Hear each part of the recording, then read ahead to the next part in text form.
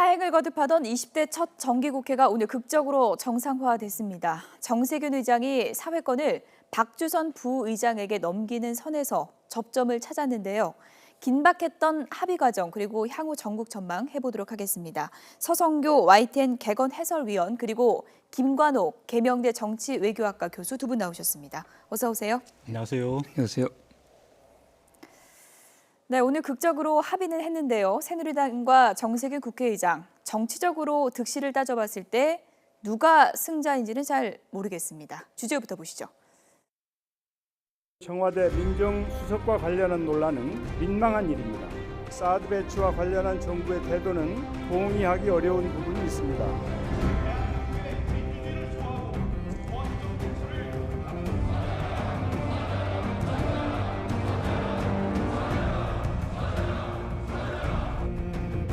사과를 하지 못하면 사퇴를 해야지. 정세균 의장은 국민 앞에 사과하고 그리고 자신의 거취를 결정을 해야 됩니다. 이렇게 깡그리 한순간에 의도된 테러로 준비된 테러로 이런 식으로 대한민국 국회를 무너뜨렸다고 하는 것은 결코 용납이 될 수가 없는 것입니다.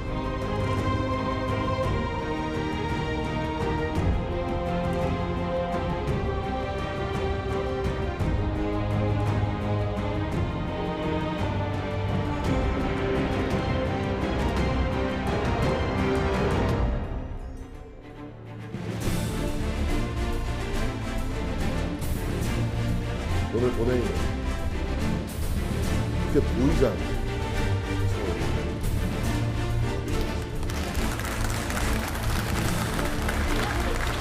우리 모두가 혼연일체가 되어 한마음 한뜻이 되어 힘을 한데 모아 일을 이루어갑니다.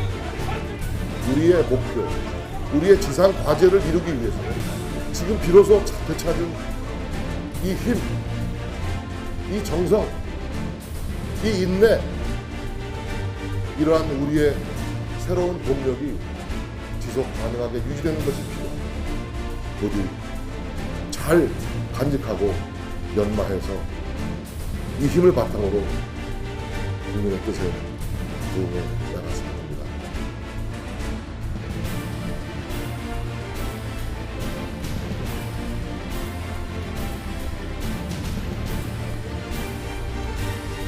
새누리당 저렇게 준비하는 정당이 있는가? 이미 개회사를 오전 10시 반에 각 의원들에게 배포했습니다. 새누리당은 이걸 보지도 못하고 어제 의장이 해산을 하니까 나중에 비교했습니다. 그것이 지나갑니다. 저런 사람들이 집권 여당이기 때문에 박근혜 대통령이 저렇게 실패하고 고집 불통이 아닌가. 저는 그렇게 봅니다. 참으로 무능합니다.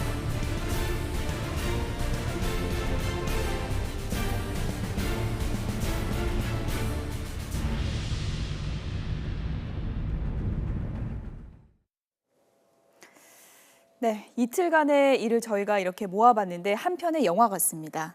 극적 합의가 이루어졌는데 일단은 정세균 국회의장이 양보를 한 거라고 봐야겠죠? 네, 상당히 많은 양보를 했다고 예. 보여집니다. 다르게 말하면은 이제 결자 해지 차원에서 정세균 국회의장이 많이 양보를 했는데 아무래도 20대 첫 정기국회 이렇게 계속 파행을 겪게 되면은 국회의장으로서 원활한 국회를 운영하지 못한 또 일말의 책임감이 있기 때문에 여당에서 저렇게 보이콧하고 강성으로 공세를 취하더라도 정세균 국회의장 입장에 봤을 때는 예. 양보해서 국회를 정상화시키는데 오늘 오후에 정세균 국회의장과 서청원 한나라당 의원이 만나서 예. 세 가지 조건을 이야기를 했습니다. 첫 번째는 사과할 것, 예. 두 번째는 사회권을 부의장에게 넘길 것, 그다음에 세 번째는 재발 방지 약속을 하라는데 예. 두 가지는 제외하고 일단 사회권을 박주선 국민의당 소속 예. 그 부의장에게 넘기면서 극적 합의가 이루어졌고 예. 오후에는 그 추경과 또 뭐 대법관 임명 동의안이 지금 처리된 걸로 알고 있습니다. 국민께 송구하다고 했는데 이거는 사과를 한 걸로 봐야 되는 건가요? 어떤 의미로 봐야 될까요? 국민한테는 사과를 한 예. 것으로 해석을 할 수 있을 것 같고요. 예. 하지만 국회의장으로서 예. 지금 국회의장이 얘기했던 부분들은 사실 상당한 어떤 소모적 정쟁이 발생되는 원인들이거든요. 예. 그러니까 그 부분에 대한 어떤 자기 견해 피력에 대한 부분은 양보할 의사가 없고 예. 단지 어떤 추경이라든가 뭐 이런 부분들이 지연되고 예. 이런 사안들이 국민에게 어떤 분쟁이나 갈등으로 비춰지는 부분에 대해서는 국민에게 타고한다. 뭐 이런 식으로 평가할 수 있을 것 같습니다. 네, 그러니까 발언 자체에 대한 사과라기보다는 국민께 한정지어서 송구하다 이런 그렇죠. 입장을 밝혔다는 얘기인데요. 정세균 국회의장 오늘 발언 내용 어떤 내용이 들어있는지 얘기를 좀 들어보시죠. 저의 회사는 정말 국민의 목소리를 대변하고자 하는 저의 진심이지 다른 어떠한 사심도 없었다는 점을 다시 한번 분명하게 밝혀줍니다. 민생 현안이 처리되지 못한 것에 대해서 송구하게 생각하고 유감스럽게 생각합니다. 그러나 저의 개회사와 관련해서 새누리당 의원들께서 많은 지적이 있었기 때문에 그 부분에 대해서는 이제 무겁게 받아들이겠습니다. 어쨌든 가장 중요한 부분이었던 사회권을 넘기는 부분에서 이제 새누리당과 극적인 합의가 이루어진 건데요. 뭐 승자와 패자는 없겠습니다만 정치적 득실을 따져봤을 때 어느 쪽이 좀 더 득이 많았던 겁니까? 우리가 볼 때 예. 결국 이기는 게 질 수도 있고 지는 게 이길 수도 있는데 예. 정세균 국회의장 입장에 봤을 때는 예. 지금 이렇게 양보하는 게 결국에는 국회의 전체적인 운영 또 어떤 통합의 리더십을 보여줬다 이렇게 보여지고 있고요. 예. 새누리당은 이번에 그 본인의 뜻을 관철시켜서 사회권을 넘겨오고 또 국회의장으로부터 무거운 책임감을 느끼게끔 만든다라는 그 약간 사과에 준하는 의사 표명을 들었기 때문에 예. 새누리당에서는 자기들이 승리했다라고 생각은 할 수 있는데 예. 국민이 봤을 때는 결국 그것은 장기적으로 착각이다. 예. 집권 여당이 국정 운영을 저런 식으로 힘으로 몰아붙여서 때를 써서 하는 것에 대해서 예. 국민들이 상당히 실망할 수도 있다. 이렇게 이야기할 수 있겠습니다. 이 4.13 총선의 민의가 분명히 있었거든요. 예. 그러니까 싸우고 갈등하고 대립하고 이런 사람들 지지하지 않겠다는 건데 예. 이게 다시 그 깨달음이 뭐 몇 달 안 가서 지금 다시 재현되는 것이고 예. 힘으로 밀어붙인 부분 예. 이런 것은 국민이 지켜보는 것이고 이것이 실질적으로 또 장기화될 경우에는 뭐 추석 민심까지도 영향을 미칠 수 있었던 거거든요. 예. 그러니까 그런 부분에서 사실상 정세균 의원도 우리 국회의장도 예. 마찬가지고 새누리당도 마찬가지고 어떤 책임 논쟁의 어떤 파급이 가져올 어떤 우려들이 지금 약간의 어떤 미봉 뭐 이런 부분으로 마무리되지 않았나 싶습니다. 힘으로 밀어붙이는 것에 대한 이제 부정적인 여론이 분명히 있을 것이다라는 게 이제 두 분의 공통적인 의견인 것 같은데요. 그런데 정진석 원내대표가 해석하는 이 힘에 대한 의미는 좀 다른 것 같습니다. 정진석 원내대표는 이번에 그야말로 새누리당의 힘을 보여줬다 이렇게 자평을 했습니다. 들어보시죠. 오늘 본회의는 국회 부의장이 사회를 보기로 합의하였습니다. 사회권을 부의장으로 이양해서 시급한 민생 추경을 완료해달라는 우리의 요구가 받아들여진 것입니다. 또 이 사태에 대응하는 우리의 전열을 정비하는 과정에서 보여주신 의원님들의 정성은 매우 눈물겨운 것이었습니다. 우리가 오랫동안 잊고 있었던 것, 잃어버렸던 것을 되찾은 매우 소중한 우리의 힘을 확인하는 그런 계기가 되었습니다. 진작에 우리는 이 힘을 되찾아야 했습니다. 잃어버렸던 소중한 우리의 힘, 그러니까 친박과 비박이 손잡고 하나가 되는 힘을 얘기하는 것 같은데요. 네. 아무래도 이제 정진석 그 원내대표도 예.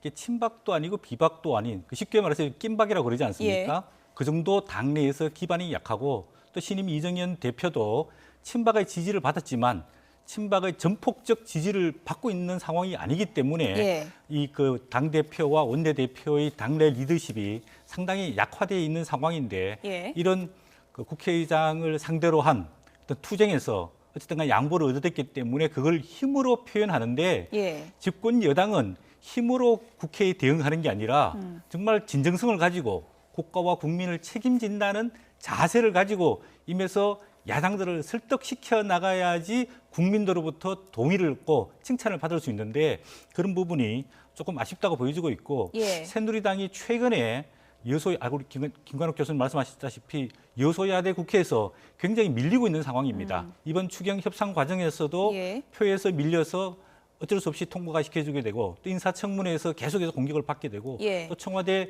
우병우 민정수석의 사퇴 의혹 문제를 둘러싸고 계속해서 밀리고 있는 조급하고 초조한 상황이었는데 예. 아무래도 국회의장을 상대로 한 이번 강경한 대처에서 일정 부분 양보를 얻어냈기 때문에 그거를 승리라고 표현을 하고 있는데 이 부분에 대해서는 다시 재평가를 예. 해봐야 할 필요가 어쨌든 있습니다. 똘똘 뭉친 건 맞습니다. 어제부터 보면 사퇴 촉구 결의안 채택, 국회의장실 항의 방문, 그리고 오늘 국회의장실 연좌 농성을 봤을 때 저희가 보기 힘들었던 새누리당 풍경이 연출됐던 건 사실입니다. 친박과 비박이 함께 있더라고요. 그렇죠. 예. 이게 그래서 이제 일종의 뭐 대야의 어떤 전초전이다. 대선의 어떤 국면에서의 어떤 전초전이다. 뭐 이런 말까지 나오는 거 아닙니까? 그런데 문제는 실질적으로 이 상황을 주도하는 게 누구냐? 그러면 우리가 보면 퇴장을 누가 주도했나요? 김무성 대표가 주도하고 전 대표가 주도하고 농성장에서는 김성태 의원 비박계죠 모두. 그리고 실질적인 원내 주도권은 정진석 대표가 주고 있는 거죠.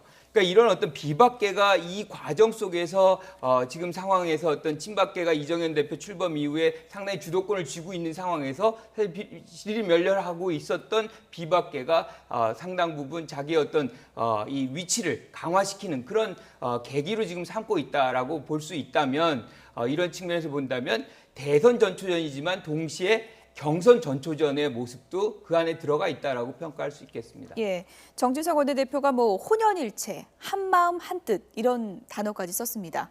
그런데 이런 특수한 상황에서 모였던 친박 비박이 진정으로 하나가 된 걸까요? 네, 이번에 그 의장실 증거 농성을 하는데 참여한 의원 숫자가 한 60에서 한 70명 정도로 얘기지고 있는데요. 예. 대부분의 중진들과 대부분의 비박계 핵심 의원들도 참여하지 않은 것으로 지금 알려지고 있습니다. 예. 이렇게 외부의 적과 대결할 때는 내부적인 문제가 이게 덮여지지만은 결국은 연말 가서 대선 국면이 전개가 되면은 대선 후보별로 지지하는 당내 의원들이 생기게 되면은 예. 아무래도 갈등 더 커질 수 있지 않을까 이렇게 보여집니다. 네. 오전 상황만 해도 오늘 국회 정상화 합의가 쉽지 않을 것이다. 이런 얘기들이 많이 나왔습니다. 왜냐하면 새누리당 오전에 있었던 의원총회에서 상당히 정세균 국회의장에 대한 강한 발언들이 잇따라 나왔기 때문인데요. 오전 의원총회에서 나왔던 발언 다시 한번 좀 들어보시죠. 저 사람들은 지금 새누리당으로 하여금 절대로 내년에 정권을 내줘서는 안 되겠다고 하는 의지를 불타게 만들었습니다. 정말 국가와 국민을 위해서, 우리를 위해서가 아니라 국가와 국민을 위해서 이렇게 몰상식하고 비상식적이고 이런 식으로 과격하고 극단적이고 이렇게 모든 걸 자의적으로 해석하는 분들한테 국가를, 정부를 내줘서는 절대 안 되겠다고 하는 아주 전의를 다지게 합니다. 그저 대권만 하고 대권 얘기만 하고 다니면은 그저 표가 저절로 나올 것으로 이렇게 착각을 하고 있는데 제가 봤을 때는 착각입니다. 정세균 의장. 저희들이 정세균 의장을 뽑을 때에는 중립적인 입장에서 좋은 발효균이 되라고 정세균 의장을 뽑았습니다. 그런데 악성균, 테러균, 정세균 의장은 악성균이고 테러균이고 그리고 이 사회의 암컷 같은 바이러스균이다. 당장 사퇴하십시오. 네, 아무리 격앙됐다 해도 이름을 갖고 이런 비판을 하는 건 좀 과하지 않았냐라는 얘기도 있습니다. 악성균이다, 테러균이다, 바이러스균이다 이런 말까지 나왔는데요. 있을 수 없는 표현입니다. 사실상 19대 국회가 최악의 국회라는 말들이 많았잖아요. 20대 국회 시작부터 이런 모습을 보인다면 사실 우리 20대 4년이 굉장히 우리 예견되는 장면이 아닌가 싶습니다. 이건 실질적으로 너무나 지극히 상대를 어떤 하나의 협력에 또는 정치 파트너로 협력자로 바라보는 것이 아니고 이거는 하나의 뭐 압박의 대상 또는 없어져야 될 대상. 이 테러라는 단어가 너무 요즘에 뭐 횡행하죠.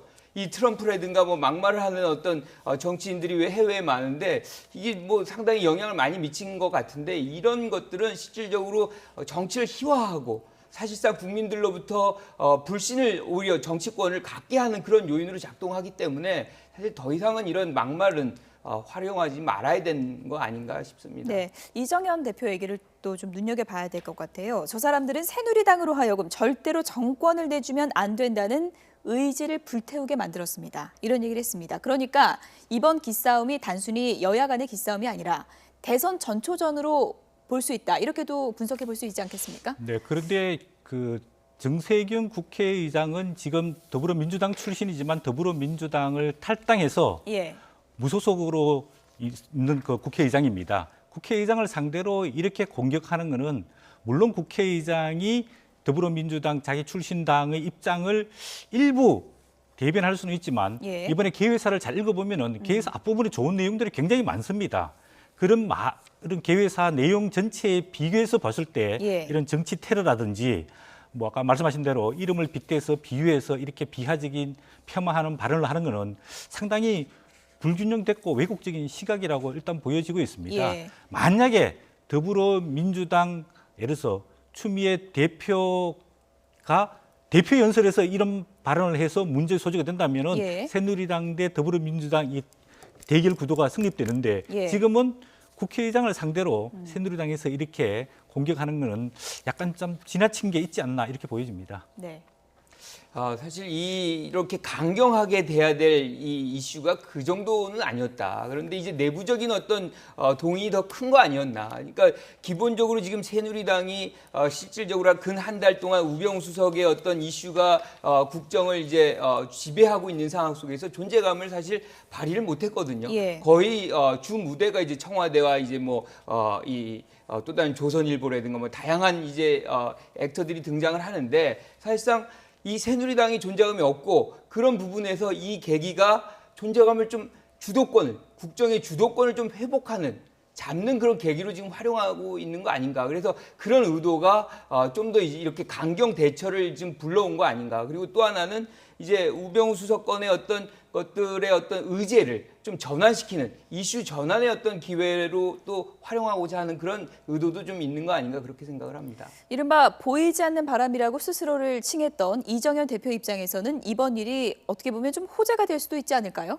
네, 본인의 목소리를 낼 수 있는 좋은 기회라고 볼 수 있겠죠. 예. 그런데 목소리를 낼 때 또는 목소리를 낼 수 있는 사안 이거를 잘 선택해야 되는데 아까 말씀하신 대로 정치적 테러다, 의도된 계획이다. 예. 이런 식으로 국회의장의 개회사를 이렇게 비판하는 것은 국민 일반적인 정서로 봤을 때는 조금 아쉬운 측면이 있지 않나 그렇게 보여집니다. 네.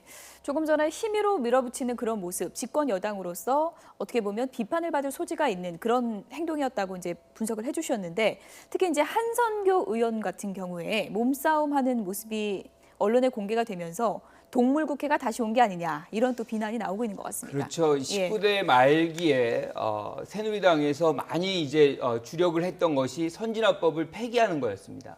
근데 선진화법이 폐기됐다면 여기서 몸싸움이 더 발생했을 개연성이 훨씬 더 커진 거죠. 그러니까 예. 기본적으로 그런 어떤 이 물리적인 충돌 이런 것들이 아직도 한국 정치, 한국 국회의 어떤 문화를 지금 지배하고 있는 부분이 오늘도 보인 겁니다. 예. 그래서 그런 측면에서는 실적으로 우리가 좀 문화적인 어떤 정치 문화의 개선이 누구라도 시급한 거고 20대 국회에서는 어떤 형태로든 좀 개선이 돼야 될 필요성이 있다고 보는 거죠. 정청래 전 의원이 이걸 놓치지 않고 경호원 멱살 잡은 한선교 의원 얼마나 흉해졌는지 거울을 봐라 이렇게 또 SNS에 글을 올렸더라고요. 네, 이분이 이제 방송인 출신으로 이제 사선이고 이미지가 깨끗하고 깔끔한 것으로 그동안 알려졌는데 예.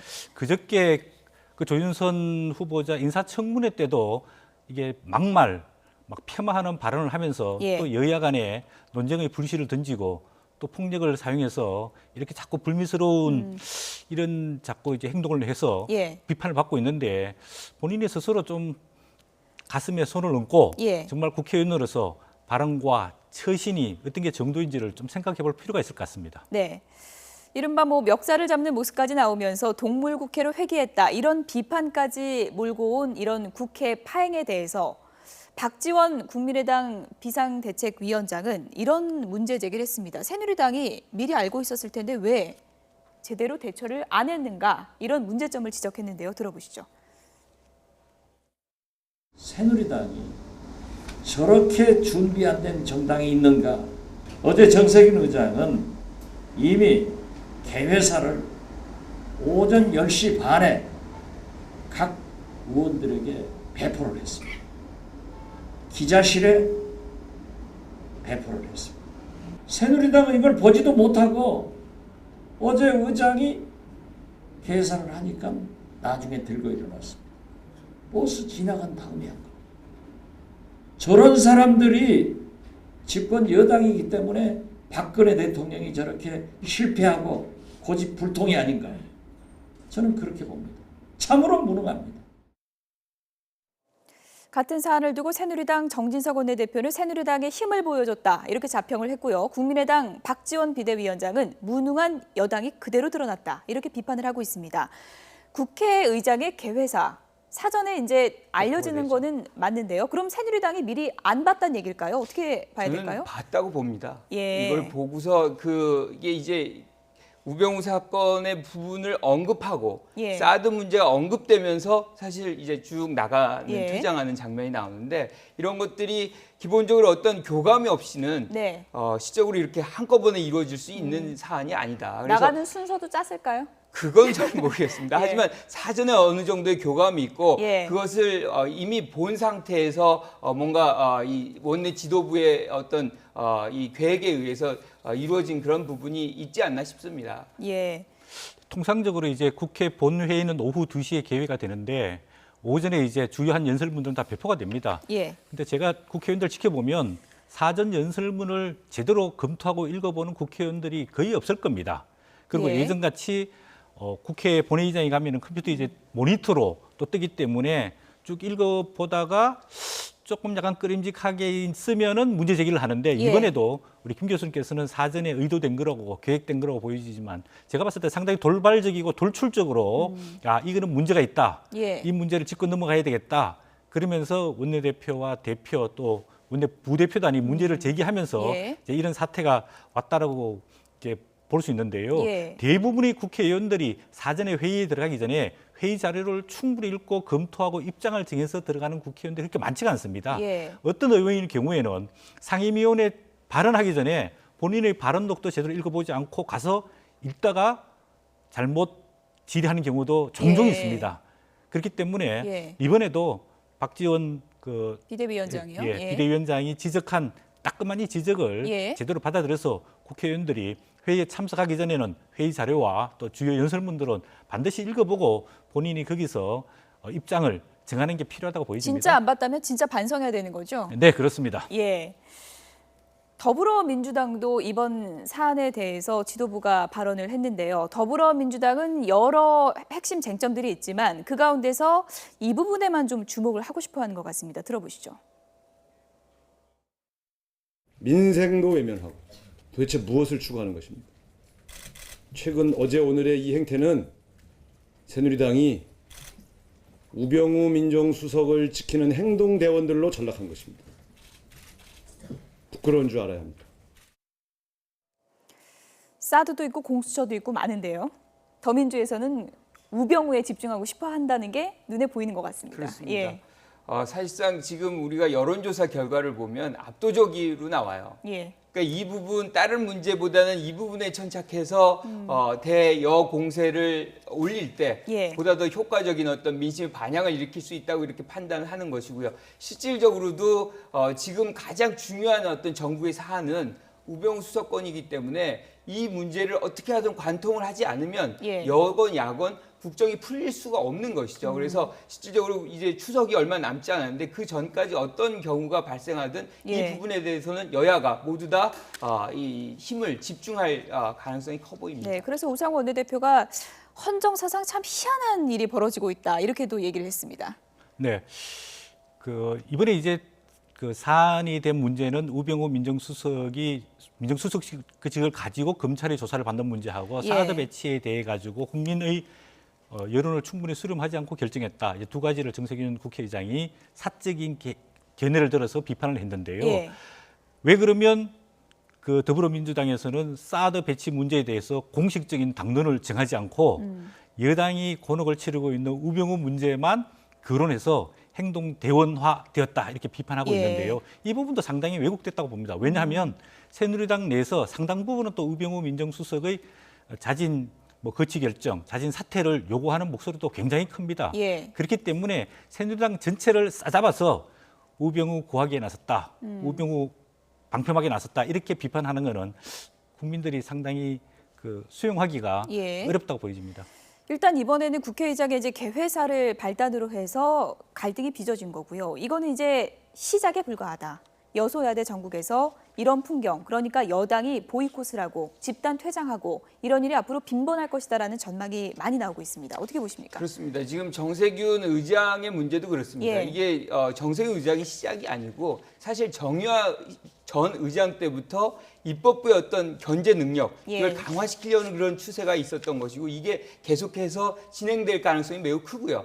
특히나 여소야대 국면에서도 지금 서로가 바라보는 인식이 굉장히 큰 괴리가 있습니다. 예. 그러니까 야당은 여당을 이제 하나의 어떤 우리가 다수당이라고 생각을 하는데 여당은 우리의 여당이고 집권당인데 예. 우리가 이제 압도를 해야 된다, 주도해야 된다. 그러니까 서로의 어떤 존재감을 인정해주지 않는 거죠. 예. 따라서 그런 인식의 괴리가 계속해서 이 협치란 말을 무효화시키면서 갈등과 대립의 양상으로 계속 이제 확산될 가능성이 매우 크고 또 한 가지가 이제 지금 여권이 대야 투쟁의 모습입니다. 이거는 예. 통상 우리가 대여 투쟁이라고 그렇죠. 얘기하는데 아까 정진석 대표의 모습은 대야 투쟁으로 이겨냈다. 이색적인 풍경입니다. 이색적 예. 풍경이었습니다. 그래서 이런 것들이 반복될 가능성은 분명히 있다라고 보는 거죠. 네, 20대 국회가 출범하면서 여소야대 국회인데 이 국회가 원활하게 원만하게 잘 진행될 것인가 예. 국민들의 우려가 굉장히 많았습니다. 그래서 정치권에서 나온 이야기가 협치란 이야기가 굉장히 많이 나왔습니다. 예. 지금은 협치란 말이 오간데 없어졌습니다. 협치를 하기 위해서는 여야 간의 충분한 대화와 타협이 이루어져야 됩니다. 이번에 정세균 국회의장 개회사에 보면 협력하는 정치를 하겠다.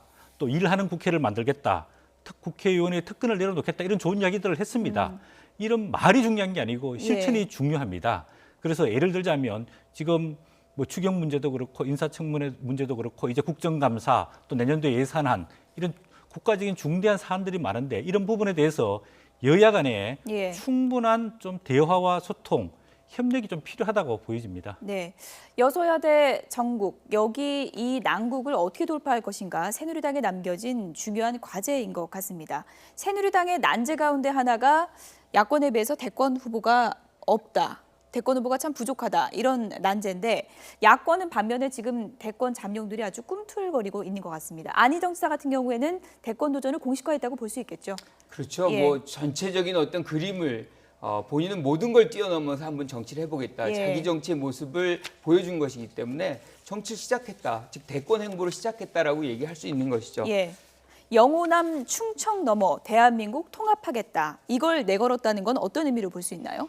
네, 이제는 안희정 기사가 새로운 메시지를 굉장히 최근에 많이 던지고 있습니다. 예. 역사에 대한 재해석. 예를 들자면 광복절은 광복절을 넘어서서 우리가 2차 세계대전에서 이긴 전성절이다. 우리가 전성국가로서 그에 대한 충분한 대가를 받아야 된다. 예. 또 본인은 그 김대중 전 대통령과 노무현 전 대통령이 못다 이룬 역사적 과제를 이루겠다. 예. 또 우리 국가적 과제가 돼 있는 지역 간의 갈등, 이 통합 문제를 호남과 충청, 영남 전체를 통합하겠다. 이런 새로운 메시지를 많이 던지면서 예. 참신한 국민적 지지를 많이 이제 얻고 있는데 예. 본인이 처음에는 나는 구원투수로 나설 수도 있다. 또는 예. 보완제가 될 수도 있다. 또는 문재인 전 대표의 페이스메이커가 될 수 있다라고 이야기했지만 이제는 본인이 예. 직접 선발 투수로 나오겠다라고 공언을 했기 때문에 예. 본격적인 메시지와 행보가 있을 것으로 예상이 통합은 됩니다. 새누리당 김무성 전 대표도 지금 내건 그 단어인데요. 네. 이게 좀 대권 후보들 간에 또 경쟁도 치열해질 것 같다는 생각도 들고요.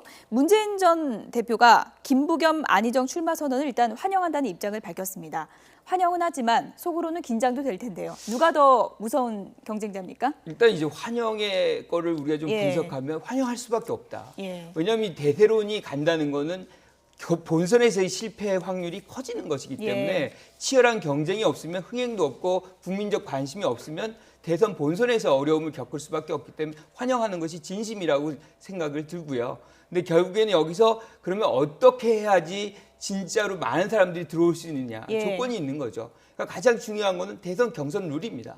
이걸 얼마나 투명하고 공정하게 하느냐. 예. 그리고 지금 주류가 모두 다 이제 주도권을 쥐고 있는 상황에서 거기서 결정한다 그러면 많은 사람들이 들어가기 주저하는 거죠. 예. 손학규 전 대표 같은 경우도 지금 주저하는 이유도 바로 그런 맥락이라고 보는데 예. 이런 부분에서 보다 더 외부 인사라든가 아니면 비주류가 더 많이 참여하는 사람들의 어떤 위원회를 구성해서 예. 공정한 경선룰을 만드는 것이 지금 대선의 어떤 붐을 일으키는 그런 조건이라고 얘기할 수 있겠죠. 일단 흥행을 하기 위해서 환영한다는 입장을 밝힐 수 있지만 만약에라도 나중에 대세론이 조금이라도 흔들거린다면 굉장한 경쟁자가 되지 않겠습니까? 안희정 지사 같은 경우에는 파괴력을 발휘하기 시작하면 상상을 초월할 것이다. 이렇게 보는 시각도 분명히 있던데요. 네. 어떻게 보십니까? 저는 제가 봤을 때는 서로 이제 예. 끌어주고 밀어주고 하는 그런 관계라고 보여지고 예. 이제 내년 대선에 본격적으로 들어오게 되면 아젠다와 이슈에 따라서 상당히 둘이 경쟁하고 갈등할 소지가 많다고 보여집니다. 그러나 그 문재인 전 대표나 안희정 충남지사는 그 개인이 중요한 게 아니라 그 뒤에 있는 친노 그룹의 세력들이 중요하기 때문에 예. 만약의 경우에 안희정 충남지사가 나와서 대선 승리를 할 수 있다라는 예. 판단이 서면은 문재인 전 대표를 돌압시키고 안희정 지사로 갈 수 있고 예. 또 안희정 지사가 열심히 해서 문재인 전 대표가 더 지지를 많이 받게 되면 예. 문재인 전 대표 쪽으로 지지세가 몰릴 것으로 예. 그렇게 이야기를 할 수 있습니다. 아까 김 교수님 말씀하셨다시피 대선은 용광로를 거쳐가지고 좋은 순금이 나오듯이 치열한 경쟁이 필요하기 때문에 예. 이번 더불어민주당 전당대회에서 친문 1색의 지도부가 구성되면서 위기감을 느끼는데 이런 많은 후보들이 나오면서 역동성이 예. 가해질 수 있고 이제 새누리당도 많은 여타의 후보들이 나오게 되면은 또 새로운 역동성이 예. 생길 거라고 전망할 수 경선이 있습니다. 흥행하려면 공정한 경선이 이제 전제가 돼야 되는 건데 추미애 대표가 지금 굉장히 큰 과제를 안고 있는 건 분명해 보입니다. 서성교 YTN 개건 해설위원 그리고 김관옥 계명대 정치외교학과 교수 두 분이었습니다. 고맙습니다.